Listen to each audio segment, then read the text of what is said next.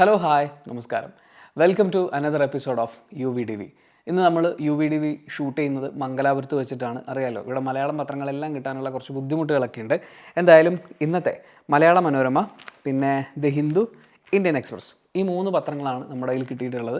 ഈ 3 പത്രങ്ങളിലൂടെയാണ് നമ്മൾ ഇന്ന് കടന്നു പോകാൻ ഉദ്ദേശിക്കുന്നത്. കഴിഞ്ഞ കുറച്ച് ദിവസങ്ങളിൽ യു വി ഡി വി മുടങ്ങിയിട്ടുണ്ടായിരുന്നു. കുറച്ച് പേഴ്സണൽ കാര്യങ്ങളൊക്കെ ആയിട്ട് ബന്ധപ്പെട്ട് കുറച്ച് ഓട്ടങ്ങളും കാര്യങ്ങളൊക്കെ ഉണ്ടായിരുന്നു. അപ്പോൾ അതുകൊണ്ട് വിശദമായിട്ടിരുന്ന് പത്രങ്ങൾ വായിക്കുക എന്ന് പറയുന്ന പ്രോസസ്സ് നടന്നിട്ടുണ്ടായില്ല. എന്തായാലും ഇനി അങ്ങോട്ട് പരമാവധി മുടങ്ങാതെ തന്നെ നമ്മൾ ഈ ഒരു പ്രോസസ്സ് ചെയ്യും. അപ്പോൾ കഴിഞ്ഞ ദിവസങ്ങളിലെ വാർത്തകളിൽ പ്രധാനപ്പെട്ടത് എന്നുള്ള രീതിയിൽ ഒരു വീഡിയോ ഞാൻ ചെയ്യാൻ ഉദ്ദേശിക്കുന്നുണ്ട്.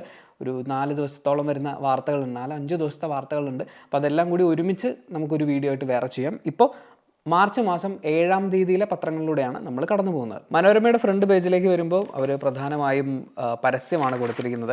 അത് കഴിഞ്ഞ് അകത്തെ പേജിലേക്ക് പോകുമ്പോൾ ശരിക്കുള്ളൊരു ഫ്രണ്ട് പേജ് വരുമല്ലോ. ഫ്രണ്ട് പേജിൽ പരസ്യം കൊടുക്കുമ്പോൾ മറ്റൊരു ഫ്രണ്ട് പേജ് വരും. അപ്പോൾ ആ ഫ്രണ്ട് പേജിൽ പ്രധാന വാർത്തകളിൽ ഒന്നായി കൊടുത്തിരിക്കുന്നത് നിഷേധിക്കപ്പെട്ട സർക്കാർ ജോലി പൊരുതി നേടിയ നിഷയെക്കുറിച്ചുള്ള വാർത്തയാണ്. വെറും 4 സെക്കൻഡിൻ്റെ സാങ്കേതിക പ്രശ്നം പറഞ്ഞുകൊണ്ടാണ് ഉദ്യോഗസ്ഥർ അവരുടെ ജോലി നിഷേധിച്ചിട്ടുണ്ടായിരുന്നത്.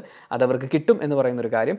അതിനോടൊപ്പം ഇന്ന് മുതൽ ഡ്രൈവിംഗ് ടെസ്റ്റിന് ഒരു ദിവസം 50 പേർക്ക് മാത്രമേ ചാൻസ് കിട്ടുള്ളൂ എന്ന് പറയുന്ന ഒരു കാര്യം കൂടിയുണ്ട്. RTO ഓഫീസുകളിലും സബ് ഓഫീസുകളിലും ഇന്ന് മുതൽ ദിവസം 60 ഡ്രൈവിംഗ് ടെസ്റ്റ് മതിയെന്ന് മന്ത്രി KB ഗണേഷ് കുമാറിൻ്റെ കർശന നിർദ്ദേശം. ഇതോടെ ഇന്നും തുടർന്നുള്ള ദിവസങ്ങളിലേക്കും ടെസ്റ്റിന് തീയതി ലഭിച്ച ആയിരക്കണക്കിന് ആളുകളുടെ അവസരം നഷ്ടമാകും. ഒരു ദിവസം 180 പേരുടെ ടെസ്റ്റ് വരെ നടത്തുന്ന ഓഫീസുകളിലേക്ക് ഇന്നും നാളെയും ഒക്കെ ടെസ്റ്റിനായി മറ്റ് സംസ്ഥാനങ്ങളിൽ നിന്നടക്കം അവധിയെടുത്ത് വന്നവർ അടക്കം പ്രതിസന്ധിയിലായി. ഇന്നലെ RTOമാരുടെയും ജോയിൻറ്റ് RTOമാരുടെയും ഓൺലൈൻ യോഗം വിളിച്ചായിരുന്നു മന്ത്രിയുടെ പ്രഖ്യാപനം. ഇക്കാര്യം ഇന്ന് ടെസ്റ്റിന് വരാൻ തയ്യാറെടുത്തവരെ അറിയിക്കാൻ മാർഗമില്ലാതെ MVIമാരും കുഴങ്ങി. ഒന്ന് ആലോചിച്ച് നോക്കൂ, നമ്മുടെ നാട്ടിൽ ഈ ഡ്രൈവിംഗ് ടെസ്റ്റ് എടുക്കാൻ വേണ്ടിയിട്ട് വളരെയധികം പ്രിപ്പയർ ചെയ്ത് പല ആളുകൾക്കും പലതരം സാങ്കേതിക ബുദ്ധിമുട്ടുകളായിരിക്കും ഉണ്ടാവുക. ഇപ്പം ഞാൻ എൻ്റെ ഡ്രൈവിംഗ് ലൈസൻസ് എടുക്കുന്നത് ട്രിവാൻഡ്രത്ത് വെച്ചിട്ടാണ്. ഞാൻ ട്രിവാൻഡ്രത്ത് വർക്ക് ചെയ്യുന്ന സമയത്ത് അവിടുത്തെ ഡ്രൈവിംഗ് സ്കൂളിൽ ജോയിൻ ചെയ്ത് അവിടെ എൻ്റെ ടെസ്റ്റിൻ്റെ കാര്യങ്ങളൊക്കെ റെഡിയാക്കി. പക്ഷേ അത് കഴിഞ്ഞ് എനിക്ക് കൊച്ചിയിലേക്ക് ഷിഫ്റ്റ് ചെയ്യേണ്ടി വന്നു. അപ്പോൾ എൻ്റെ ഡ്രൈവിംഗ് ടെസ്റ്റ് നടക്കുന്നത് ട്രിവാൻഡ്രത്ത് തന്നെയാണ്. അപ്പോൾ ഞാൻ അന്ന് അവിടെ പോയി ടെസ്റ്റ് എടുക്കുകയാണ് ചെയ്തത്. അതായത് കൊച്ചിയിൽ നിന്ന് ട്രിവാൻഡ്രത്തേക്ക് ട്രാവൽ ചെയ്തു. അത് എൻ്റെ ഒരു സാങ്കേതിക കാര്യമാണ്. ചിലപ്പോൾ അത് മാറ്റി വെക്കാൻ പറ്റുമായിരുന്നു, അല്ലെങ്കിൽ കൊച്ചിയിലേക്ക് അത് ഷിഫ്റ്റ് ചെയ്യാൻ പറ്റുമായിരുന്നു. പക്ഷേ തലേ ദിവസമൊക്കെ വിളിച്ചിട്ട് ഡ്രൈവിംഗ് ടെസ്റ്റിന് വേണ്ടിയിട്ട് ഇതുപോലെ പല കാര്യങ്ങളിലൂടെ അല്ലെങ്കിൽ പല കാര്യങ്ങൾ മാറ്റി വെച്ച് പ്രിപ്പയർഡ് ആയിട്ടുള്ള ആളുകൾക്ക് ഒരു ബുദ്ധിമുട്ടുണ്ടാക്കുന്ന ഒരു കാര്യമാണ്. ഇന്ന് രാത്രി 8 മണിക്ക് 12 മണി കഴിഞ്ഞാൽ പിന്നെ നോട്ടൊന്നും നിലവിലില്ല എന്ന് പറയുന്നത് പോലെ നിങ്ങൾ എന്തൊക്കെ ബുദ്ധിമുട്ടുകൾ സഹിച്ച് അവധി എടുത്തിട്ടുണ്ടെങ്കിലും നാളെ നിങ്ങൾക്ക് ടെസ്റ്റ് ഉണ്ടാവില്ല, 50 പേർക്കുള്ള ടെസ്റ്റേ എടുക്കാൻ പറ്റുള്ളൂ എന്നൊക്കെ പ്രഖ്യാപിക്കുന്നത് കുറച്ച് കടുപ്പമായി പോയി എന്ന് എനിക്ക് തോന്നുന്നു. കുറച്ച് നേരത്തെ ഈ കാര്യം പ്രഖ്യാപിക്കാമായിരുന്നു. ഈ ഡ്രൈവിംഗ് ടെസ്റ്റിന് വരുന്ന ആളുകൾക്കും MVIമാർക്കും ഒക്കെ അതൊരു പണി എളുപ്പമാക്കുന്നതായിരുന്നു. ഇതിപ്പോൾ പണി കൊടുക്കുന്ന പരിപാടിയായിപ്പോയി. വേറെയും കാര്യങ്ങൾ മന്ത്രി പറഞ്ഞിട്ടുണ്ട്, പക്ഷേ അതിൽ വളരെ പ്രാധാന്യം അർഹിക്കുന്ന, ഒരുപാട് പേർക്ക് ബുദ്ധിമുട്ടുണ്ടാകുന്ന ഒരു കാര്യം അതാണ്. മറ്റൊരു പ്രധാനപ്പെട്ട വാർത്ത, വന്യമൃഗ ആക്രമണങ്ങളുടെ എണ്ണം വളരെയധികം കൂടിയതുകൊണ്ട് അതൊരു സംസ്ഥാന ദുരന്തമായി പ്രഖ്യാപിക്കുന്നു എന്നുള്ളതാണ്. ജനങ്ങൾ കൊല്ലപ്പെടുന്ന സാഹചര്യത്തിൽ വന്യമൃഗ ആക്രമണം സംസ്ഥാന ദുരന്തമായി പ്രഖ്യാപിക്കാൻ മന്ത്രിസഭായോഗം തീരുമാനിച്ചു. സംസ്ഥാന ദുരന്ത നിവാരണ അതോറിറ്റിയുടെ സേവനം കൂടി ഉപയോഗപ്പെടുത്തും. മുഖ്യമന്ത്രി, മന്ത്രി തലങ്ങളിലും ഉദ്യോഗസ്ഥ തലത്തിലുമായി 4 സമിതികൾ ജില്ലാ പ്രാദേശിക തലത്തിലടക്കം രൂപീകരിക്കും.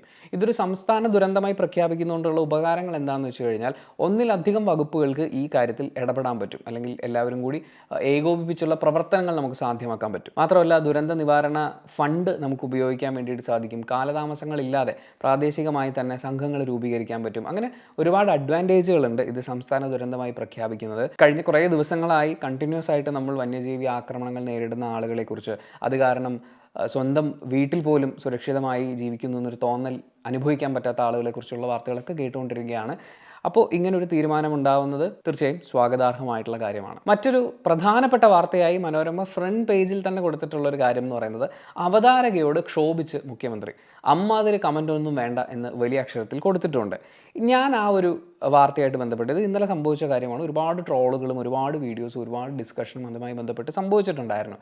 പക്ഷേ എൻ്റെ പക്ഷം എന്ന് പറയുന്നത്, ഞാൻ മുഖ്യമന്ത്രിക്കൊപ്പമാണ് ഈ ഒരു വിഷയത്തിൽ നിൽക്കാൻ ഉദ്ദേശിക്കുന്നത്. അതിൻ്റെ കാരണം എന്താണെന്ന് വെച്ച് കഴിഞ്ഞാൽ, പലപ്പോഴും പല അവതാരകരും അവരേത് പരിപാടിയാണ് ആങ്കർ ചെയ്യുന്നത് എന്നൊന്നും നോക്കാതെ സ്ഥിരമായി ഒരുപാട് പ്രയോഗങ്ങൾ നടത്താറുണ്ട്. ആ പ്രയോഗങ്ങളിൽ വളരെ പ്രധാനപ്പെട്ട ഒന്നാണ്, വളരെ മനോഹരമായ ഒരു പരിപാടി നമുക്ക് സമ്മാനിച്ചതിന് നന്ദി, ആൻഡ് എല്ലാവരും ഒരു വലിയ കയ്യടി എന്ന് പറയുന്നൊരു കാര്യം. ഈ വലിയ കയ്യടി ഇറക്കുക എന്ന് പറയുന്നത് എന്നെ സംബന്ധിച്ച്, ഒരു മിമിക്രി കലാകാരൻ സ്റ്റേജിൽ കയറുന്നതിന് മുമ്പ് അയാൾ ചിലപ്പോൾ അനൗൺസ് ചെയ്യുമായിരിക്കും. അതായത് സ്വയമേ അനൗൺസ് ചെയ്യുമായിരിക്കും, നിങ്ങളുടെ കയ്യടിയാണ് എൻ്റെ ഊർജ്ജം എന്ന് പറയുന്നത്, സോ എല്ലാവരും ഒരു വലിയ കയ്യടി, എന്നിട്ട് നമുക്ക് ആരംഭിക്കാം എന്ന് പറയുന്നത് അയാൾക്കൊരു എനർജി വാങ്ങാൻ വേണ്ടിയിട്ടാണെന്ന് വിചാരിക്കാം. പക്ഷേ ഒരു ആങ്കർ സ്റ്റേജിൽ കയറിയിട്ട് ഓരോ പരിപാടി കഴിയുമ്പോഴും വളരെ മികച്ചൊരു പരിപാടിയായിരുന്നു, എല്ലാവരും ഒരു വലിയ കയ്യടി കൊടുക്കൂ. ആ കയ്യടി, എന്നിട്ട് കയ്യടിക്ക് ശക്തി പോരാ, ഇനിയും കയ്യടി വേണമെങ്കിൽ, ആ പെർഫോമൻസ് നല്ലതാണെങ്കിൽ ആളുകൾ കയ്യടി കൊടുക്കും, മോശമായി കഴിഞ്ഞാൽ കൂവലും കൊടുക്കും. ഇതൊരു അവതാരക എല്ലാ പരിപാടിയുടെയും ഇടയിൽ കയറി ചോദിക്കേണ്ട കാര്യമില്ല, ഇത് എല്ലാവരും ചെയ്യുന്നതാണ്. ഏത് പരിപാടിക്ക് പോയി കഴിഞ്ഞാലും ഒന്ന് ഈ വളരെ അരോചകമായിട്ട് എനിക്ക് ഫീൽ ചെയ്തിട്ടുള്ളതാണ്. നിങ്ങൾക്ക് വേറെ ഒന്നും സംസാരിക്കാനില്ലാതെ വരുമ്പോഴാണ് വളരെ ജനറിക് ആയിട്ടുള്ള കാര്യങ്ങൾ ആവർത്തിച്ച് പറയുന്നത്. നമുക്കൊരു പെർട്ടിക്കുലർ കാര്യം സംസാരിക്കാനുണ്ട്. ഇപ്പോൾ ഒരു പെർഫോമൻസ് കഴിഞ്ഞു, ആ പെർഫോമൻസിൻ്റെ അന്തസത്ത എന്താണെന്ന് മനസ്സിലാക്കി കഴിഞ്ഞാൽ അതിനെക്കുറിച്ച് നിങ്ങൾക്ക് എന്തെങ്കിലും ഒരു കമൻറ്റ് പറയാനുണ്ടാവും. അയാൾ എന്താണ് ചെയ്തു വെച്ചിട്ട് പോയത് എന്നുള്ളതിനെ അടിസ്ഥാനപ്പെടുത്തി നിങ്ങളുടെ ഒരു നോളജൊക്കെ വെച്ച്, നിങ്ങളുടെ വായനയും നിങ്ങളുടെ സിനിമകളും ഒക്കെ ആയിട്ട് ബന്ധപ്പെട്ട് നിങ്ങളുടെ അനുഭവജ്ഞാനത്തിൽ നിന്നൊക്കെ ആയിട്ട് നിങ്ങൾക്ക് എന്തെങ്കിലും ഒരു നല്ല കമൻറ്റ് അതിൽ പറയാനുണ്ടാവും, അല്ലെങ്കിൽ നല്ലൊരു കൗണ്ടർ അതിൽ രേഖപ്പെടുത്താനുണ്ടാവും. ഇതൊന്നുമില്ല, സ്റ്റേജിൽ കയറി വന്നിട്ട് നല്ലൊരു കയ്യടി എന്ന് പറയുന്നു, അത് കഴിഞ്ഞിട്ട് ഉടനെ അടുത്ത ആളെ വിളിക്കുന്നു. ആ നല്ലൊരു കയ്യടി എന്ന് പറയുന്ന സാധനം കട്ട് ചെയ്ത് കളഞ്ഞു വെച്ച് പ്രത്യേകിച്ചൊന്നും സംഭവിക്കാനില്ല. ഇവിടെ മുഖ്യമന്ത്രി വേദിയിൽ നിന്ന് ഇറങ്ങുമ്പോൾ, മുഖ്യമന്ത്രിയുടെ പ്രസംഗം കഴിഞ്ഞതിന് ശേഷം അവതാരക പറഞ്ഞത് ഇങ്ങനെയാണ്: താങ്ക് യു സർ, വളരെ നല്ലൊരു ഉദ്ഘാടന പ്രസംഗം കാഴ്ചവെച്ചതിന്. മുഖ്യമന്ത്രിയുടെ ഉദ്ഘാടന പ്രസംഗം, മുഖ്യമന്ത്രിയുടെ എന്നല്ല ആരുടെയും ഉദ്ഘാടന പ്രസംഗം എന്ന് പറയുന്നത് നിങ്ങൾ റേറ്റ് ചെയ്യേണ്ട ഒരു കാര്യമല്ല, നിങ്ങൾ കമൻറ്റ് പറയേണ്ട ഒരു കാര്യമല്ല, നിങ്ങളത് വളരെ നല്ലത് എന്ന് പറയേണ്ട കാര്യമില്ല. അപ്പോൾ അങ്ങനെ പറഞ്ഞിട്ടില്ലെങ്കിൽ അത് നല്ലതല്ലാതാവോ? അങ്ങനെയല്ലല്ലോ. അപ്പോൾ ഒരിക്കലും റേറ്റിംഗ് കൊടുക്കേണ്ട ഒരു പരിപാടി അല്ലത്. അവിടെ അവതാരക അല്ലെങ്കിൽ അവതാരകൻ അവരുടെ ലക്ഷ്യം എന്ന് പറയുന്നത് അടുത്ത ആളെ ഇൻവൈറ്റ് ചെയ്യുക എന്നുള്ളതാണ്. അത് വളരെ മികച്ചതായിരുന്നു എങ്കിൽ അതിന് നന്ദി പറയുകയാണ്. അതിനാണ് നന്ദി പ്രസംഗം എന്ന് പറയുന്നൊരു പരിപാടി വരുന്നത്. അപ്പോൾ പരമാവധി നമുക്കതിൽ പറയാവുന്നത് താങ്ക് യു സർ, അടുത്ത ഇത് പ്രസംഗത്തിനായി ഇന്നയാളെ വിളിക്കുന്നു. ഇതൊരു ഒഫീഷ്യൽ പരിപാടിയാണ്. നിങ്ങളൊരു റിയാലിറ്റി ഷോയ്ക്കോ അല്ലെങ്കിൽ ഒരു അമ്പലപ്പറമ്പിലെ പരിപാടിയിൽ ഒരു ആൾ പെർഫോം ചെയ്തു, അടുത്ത ആളിലേക്ക് പോകുമ്പോൾ നിങ്ങൾക്ക് അതിൽ റേറ്റ് ചെയ്തൊരു കമൻറ്റ് പറയാം. കാര്യം അവിടെ അവരെ പുകഴ്ത്താനായിട്ട് ജഡ്ജസ് ഇല്ല, ആളുകളുടെ കയ്യടി മാത്രമേ ഉള്ളൂ. അപ്പോൾ നിങ്ങൾക്ക് അതിൻ്റെ കൂടെ കയറി നിന്നിട്ട് പറയാം. ഇപ്പോൾ കൊച്ചു കുട്ടികളൊരു ഡാൻസ് ചെയ്തിട്ട് പോകുമ്പോൾ ആളുകൾ ചിലപ്പോൾ കൈയടിച്ചിട്ടുണ്ടാവില്ല, എങ്കിലും ഒരു കുഞ്ഞിനെ പ്രോത്സാഹിപ്പിക്കുക എന്നുള്ള ഉദ്ദേശത്തിൽ വളരെ മനോഹരമായ ആ ഡാൻസ് നമുക്ക് കാഴ്ചവെച്ച ആ കൊച്ചു കുഞ്ഞിനോട് ഞാനൊരു വലിയ താങ്ക്സ് പറയുകയാണ്, മോനെ തകർത്തിട്ടുണ്ട് എന്നൊക്കെ നമുക്ക് പറയാം. നിങ്ങൾ കേരളത്തിലെ മുഖ്യമന്ത്രിയോട്, നിങ്ങൾക്ക് ഇന്ത്യയിലെ പ്രധാനമന്ത്രിയോട് പ്രസംഗം കഴിയുമ്പോൾ അങ്ങനെയൊന്നും നിങ്ങൾ റേറ്റ് ചെയ്യേണ്ട കാര്യമില്ല. നിങ്ങളവിടെ ഒരു അഭിനന്ദനം പറയേണ്ട കാര്യമില്ല. അല്ലെങ്കിൽ അത് നിങ്ങളുടെ പ്രസംഗമായിരിക്കണം. അടുത്ത പ്രസംഗം നിങ്ങളുടേതാണെങ്കിൽ, കഴിഞ്ഞ മുഖ്യമന്ത്രി പ്രസംഗിച്ചപ്പോൾ അദ്ദേഹം പറഞ്ഞ ഇന്ന കാര്യങ്ങൾ തീർച്ചയായും വളരെ അഭിനന്ദനാർഹമായിട്ടുള്ള കാര്യമാണ് എന്നൊക്കെ നിങ്ങൾക്ക് നിങ്ങളുടെ വാക്കുകളിൽ പറയാം. നിങ്ങളവിടെ ആങ്കർ ചെയ്യാൻ വേണ്ടിയിട്ടാണ്, അടുത്ത ആളെ ക്ഷണിക്കാൻ വേണ്ടിയിട്ട് നിൽക്കുന്ന ആളാണ്. അതുകൊണ്ട് ആ ആങ്കറിനോട് മുഖ്യമന്ത്രി പറഞ്ഞത് അമ്മാതിരി കമൻ്റൊന്നും വേണ്ട കേട്ടോ, നിങ്ങൾ ആളെ വിളിക്കുന്നെങ്കിൽ ആളെ വിളിച്ചാൽ മതി എന്ന് പറയുന്ന അതിലെനിക്ക് മോശമായിട്ടൊന്നും തോന്നുന്നില്ല. പിന്നെ ആങ്കറിന് മനോവിഷമം ഉണ്ടാവുക എന്ന് പറയുന്നത്, നമ്മളൊരു ജോലി ചെയ്യുമ്പോൾ ആ ജോലിയിൽ അത് കൃത്യമായിട്ടല്ല ചെയ്യുന്നതെങ്കിൽ പലരും പല രീതിയിലായിരിക്കും ചിലപ്പോൾ ചൂണ്ടിക്കാട്ടുക. ഇപ്പം ഞാൻ ഈ ഒരു വീഡിയോ ചെയ്യുന്ന സമയത്ത് എന്നോട് ഇറങ്ങിപ്പോടാന്ന് പറയുന്നവരുണ്ട്, അതേപോലെ തന്നെ ഇന്ന കാര്യങ്ങൾ തിരുത്തണമെന്ന് പറയുന്നവരുണ്ട്, അതേപോലെ നിങ്ങൾക്ക് വിഷമമാവില്ലെങ്കിൽ ഞാനൊരു കാര്യം പറയട്ടെ എന്ന് ചോദിച്ചിട്ട് പറയുന്നവരുണ്ട്. അത് ഓരോരുത്തരുടെ രീതിയും ശീലമൊക്കെയാണ്. വളരെ മോശമായിട്ടുള്ള കാര്യമൊന്നും മുഖ്യമന്ത്രി പറഞ്ഞിട്ടില്ല. ഒരല്പം പരുഷമായ ഭാഷയിൽ നിങ്ങൾ ഈ ജോലി ചെയ്യേണ്ട കാര്യമില്ല, അല്ലെങ്കിൽ നിങ്ങളിങ്ങനെ പുകഴ്ത്തേണ്ട കാര്യമില്ല, അല്ലെങ്കിൽ കയ്യടി ചോദിച്ച് വാങ്ങേണ്ട കാര്യമില്ല എന്നൊക്കെയുള്ളതിൻ്റെ ഒരു നട്ട്ഷെല്ല് പറഞ്ഞതാണ്. അതൊരു വാർത്തയാക്കാൻ മാത്രമുള്ള കാര്യമുണ്ടെന്ന് എനിക്ക് തോന്നുന്നില്ല. പക്ഷേ അങ്ങനെ വാർത്തയാക്കിയതുകൊണ്ട് നമുക്ക് ഇതുപോലുള്ള കാര്യങ്ങൾ പറയാൻ പറ്റി എന്നുള്ളതാണ്. എപ്പോഴും നമ്മൾ മൈക്ക് കൈ കിട്ടി ആങ്കർ എന്നൊരു അല്ലെങ്കിൽ MC എന്ന് പറഞ്ഞൊരു ലേബലിൽ സ്റ്റേജിൽ കയറുന്ന സമയത്ത് എല്ലാ സ്റ്റേജും ഒരുപോലെ ഡീൽ ചെയ്യുക എന്ന് പറയുന്നത് വളരെ മോശമായിട്ടുള്ള കാര്യമാണ്. ഒരു ഒഫീഷ്യൽ പരിപാടി ആങ്കർ ചെയ്യുമ്പോൾ അതിനൊരു ഒഫീഷ്യൽ സ്വഭാവം ഉണ്ടാവണം. അതേ കാര്യം തന്നെ നിങ്ങൾ ഒരു ബർത്ത്ഡേ പാർട്ടി ആങ്കർ ചെയ്യുന്ന സമയത്ത് അത് ആ രീതിയിലാണ് ചെയ്യേണ്ടത്.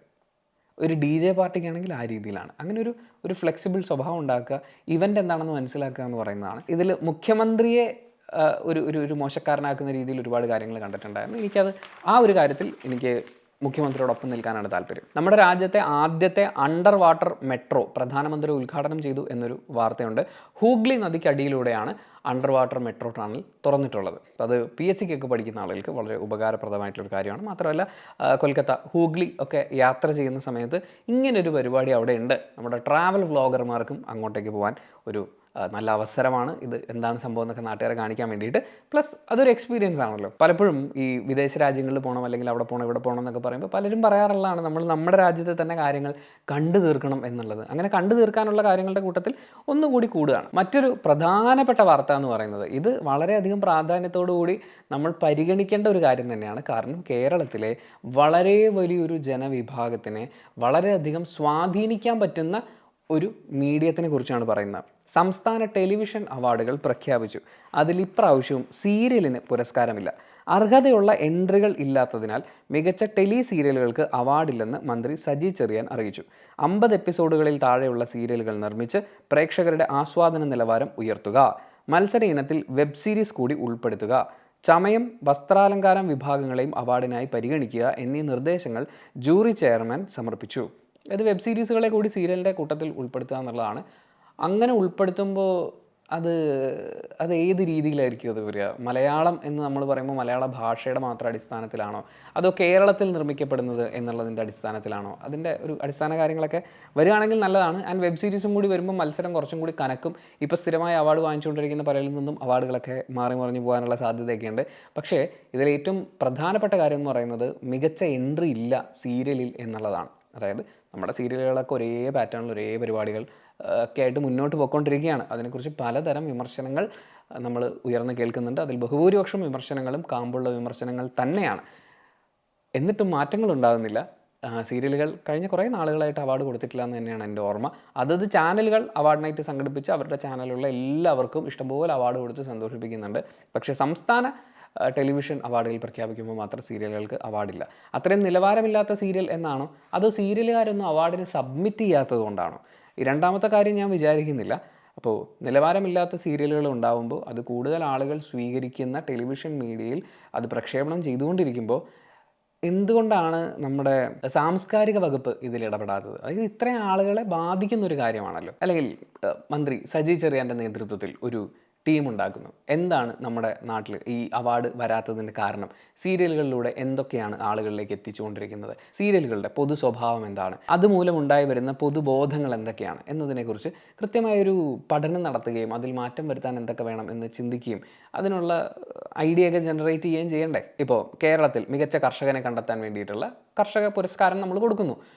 ഒരു കർഷകൻ പോലും അതിന് അർഹനാവുന്നില്ല എന്ന് പറഞ്ഞാൽ അതിൻ്റെ അർത്ഥം നമ്മുടെ കാർഷിക രംഗത്ത് എന്തോ കാര്യമായ കുഴപ്പമുണ്ടെന്നുള്ളതാണ്. അതൊന്നിൽ കൂടുതൽ തവണ അവാർഡ് കൊടുക്കാൻ അർഹരായ ആളില്ല എന്ന് പറഞ്ഞു കഴിഞ്ഞാൽ ഇവിടുത്തെ കർഷകർക്കൊക്കെ കുഴപ്പമുണ്ട്. കാർഷിക രംഗം വളരെ വലിയൊരു ദുരവസ്ഥ നേരിട്ടുകൊണ്ടിരിക്കുകയാണ്. ഇടപെടണം, മാറ്റം വരുത്തണം എന്നാണ്. അതുപോലെ തന്നെയാണ് സീരിയലുകൾ, നല്ല സീരിയലുകൾ കണ്ടെത്താൻ പറ്റുന്നില്ലെങ്കിൽ അതിൻ്റെ കാരണം എന്താണ് എന്ന് കൂടി അന്വേഷിക്കണം. അതുകൂടി ജനങ്ങളോട് പറയണം. അങ്ങനെ നമ്മൾ മനോരമയ്ക്ക് ശേഷം ദ ഹിന്ദുവിലേക്ക് കിടക്കുമ്പോൾ അവർ ഫ്രണ്ട് പേജിൽ തന്നെ നമ്മൾ അണ്ടർ വാട്ടർ മെട്രോ പറഞ്ഞില്ലേ, അതിൻ്റെ ഒരു വലിയ ഫോട്ടോ തന്നെ കൊടുത്തിട്ടുണ്ട്. അത് കുറച്ച് വലുതായിട്ട് കാണാൻ പറ്റി കേട്ടോ. നമ്മൾ മനോരമയിൽ കണ്ട ഫോട്ടോ വളരെ ചെറിയ ഒരു ഫോട്ടോ ആയിരുന്നു. ഇതിൽ വാർത്തകളിൽ ബഹുഭൂരിപക്ഷവും ബാംഗ്ലൂർ ഇത് കർണാടകയിൽ അടിക്കുന്ന പത്രമാണല്ലോ, അതുകൊണ്ടാണ് ഞാൻ മംഗലാപുരത്ത് വെച്ചിട്ടാണ് ഇത് വായിക്കുന്നത്. രസമുള്ള മറ്റൊരു വാർത്ത കണ്ടത് എന്താണെന്ന് വെച്ച് കഴിഞ്ഞാൽ പർപ്പിൾ കളറിലുള്ള വെണ്ടയ്ക്ക കണ്ടുപിടിച്ചു.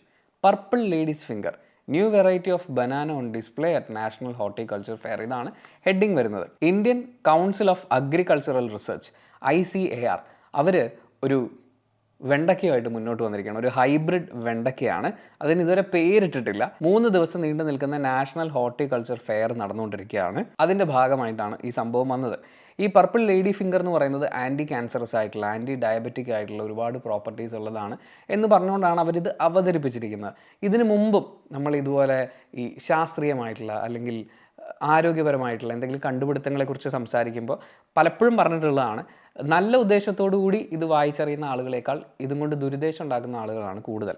ഈ പർപ്പിൾ കളറിലുള്ള വെണ്ടയ്ക്ക എന്ന് പറയുന്നത് ഇപ്പോൾ അവർ പേരിട്ടിട്ട് പോലുമില്ല. അവരത് പൊതുജനങ്ങളിലേക്ക് എത്തിക്കുന്നതിനെക്കുറിച്ചുള്ള പഠനങ്ങളും പരിപാടിയൊക്കെ നടന്നുകൊണ്ടിരിക്കുന്നേ ഉണ്ടാവുള്ളൂ. അത് വരും. പക്ഷേ അതിന് മുമ്പേ തന്നെ ചില ആളുകൾ നമ്മുടെ കയ്യിലുണ്ട് സാധനം, നിങ്ങൾ ഈ വിത്ത് കുഴിച്ചിട്ടാൽ മതി, എന്നിട്ട് നിങ്ങൾ 2 ആളെ ചേർക്കുക, ഇടതും വലതും ആളെ ചേർത്ത് കഴിഞ്ഞാൽ നിങ്ങൾക്ക് പൈസ കിട്ടുമെന്നുള്ള പരിപാടിയായിട്ട് വരാം. അതല്ലെങ്കിൽ ഇതിൽ പർപ്പിൾ വെണ്ടയ്ക്കയുടെ സത്തടങ്ങിയിട്ടുള്ള മരുന്നാണ് നമ്മുടെ കയ്യിലിരിക്കുന്നത്, ഇത് കഴിച്ചു കഴിഞ്ഞാൽ പിന്നെ ഒന്നും പേടിക്കാനില്ല എന്ന് പറഞ്ഞുകൊണ്ട് വേറെ ചില തട്ടിപ്പുകാർ വരാം. അങ്ങനെയുള്ള തട്ടിപ്പുകാരെ ഒന്ന് സൂക്ഷിക്കുക, പ്ലസ് ഇതൊന്ന് അറിഞ്ഞിരിക്കുക. എന്തായാലും അടുക്കള കളർഫുൾ ആക്കാം എന്നുള്ളത് മാത്രമല്ല, അടുത്ത ഓണത്തിന് പൂക്കളം ഇടുന്ന സമയത്ത് ഒരു പർപ്പിൾ കളറിൻ്റെ കുറവ് അറിയുകയാണെന്നുണ്ടെങ്കിൽ വെണ്ടയ്ക്ക വെച്ച് അഡ്ജസ്റ്റ് ചെയ്യാം. വെണ്ടയ്ക്കയ്ക്ക് വില കുറവാണെങ്കിൽ മിക്കവാറും അതിനുള്ള സാധ്യത വളരെ കുറവാണ്. എന്തായാലും നമ്മൾ ഇന്ത്യൻ എക്സ്പ്രസ് പത്രത്തിലേക്ക് വരുമ്പോൾ ഫ്രണ്ട് പേജിൽ അവരൊരു ഫോട്ടോ കൊടുത്തിട്ടുണ്ട്. ആ ഫോട്ടോ എന്ന് പറഞ്ഞു കഴിഞ്ഞാൽ ഒരു 2 നില കെട്ടിടമാണ്. അതിൻ്റെ താഴെ ഒരു ലോറി പാർക്ക് ചെയ്തിട്ടുണ്ട്. അപ്പോൾ ഈ 2 നില കെട്ടിടത്തിൻ്റെ മുകളിലേക്ക് ആളുകളൊക്കെ ഇങ്ങനെ അള്ളിപ്പിടിച്ച് കയറാണ്. സംഭവം എന്താണെന്ന് വെച്ച് കഴിഞ്ഞാൽ ഹരിയാനയിലെ ഒരു സ്കൂളിൽ 10ാം ക്ലാസ് ബോർഡ് പരീക്ഷ നടക്കുകയാണ്. ആ പരീക്ഷ എഴുതുന്ന കുട്ടികൾക്ക് ഉത്തരവൊക്കെ പറഞ്ഞു കൊടുത്ത് അവരെ സഹായിക്കാൻ വേണ്ടിയിട്ട് അവരുടെ ബന്ധുക്കളൊക്കെ കൂടി വലിഞ്ഞു കയറി നിൽക്കുന്ന ഫോട്ടോയാണ്. ഇതിന് മുമ്പ് ഞാൻ ഇത്തരം ഒരു ഫോട്ടോ കണ്ടിട്ടുണ്ടെന്ന് തോന്നുന്നു. അത് ബീഹാറിലാണെന്നാണ് എൻ്റെ ഓർമ്മ. ബീഹാറിൽ പരീക്ഷ എഴുതുന്ന ബോർഡ് എക്സാം എഴുതുന്ന കുട്ടികളെ സഹായിക്കാൻ വേണ്ടി, അതായത് അതൊരു തെറ്റായിട്ടുള്ള കാര്യമാണല്ലോ, അങ്ങനെ സഹായിക്കാൻ വേണ്ടിയിട്ട് ബിൽഡിങ്ങിൻ്റെ മുകളിൽ മുഴുവൻ ആൾക്കാർ ഇങ്ങനെ വലിഞ്ഞു കയറി നിൽക്കുന്ന ഒരു ഫോട്ടോ. ഏകദേശം സമാനമായിട്ടുള്ളൊരു ഫോട്ടോയാണ് നമുക്കിവിടെ കാണാൻ പറ്റുക. Guardians of students climb a wall to help them cheat during the class 10 board examinations. പിന്നെ കൂടുതലും അങ്ങോട്ടും ഇങ്ങോട്ടുമുള്ള രാഷ്ട്രീയ പാർട്ടികളുടെ കൊടുക്കൽ വാങ്ങലുകളും പിന്നെ പരസ്യ പരിപാടികളും എന്തുമാത്രം ഗവൺമെൻറ് നോട്ടീസുകളാണ്. ഓക്കെ, എന്തായാലും ഇന്നത്തെ UVDV വീഡിയോ നമ്മൾ ഈ വാർത്തയോടുകൂടി വൈൻഡപ്പ് ചെയ്യുകയാണ്. നാളെ കൂടുതൽ വാർത്തകളുമായി ഞാൻ കൂടുതൽ മലയാളം പത്രങ്ങൾ കിട്ടുമോ നോക്കട്ടെ. അപ്പോൾ കൂടുതൽ വാർത്തകളായിട്ട് നമുക്ക് അടുത്ത എപ്പിസോഡിൽ കാണാം. Thank you so much for watching this video. Video ഇഷ്ടപ്പെട്ടാൽ ലൈക്ക് ചെയ്യുക, കമൻറ്റ് ചെയ്യുക, ഷെയർ ചെയ്യുക, സബ്സ്ക്രൈബ് ചെയ്യുക.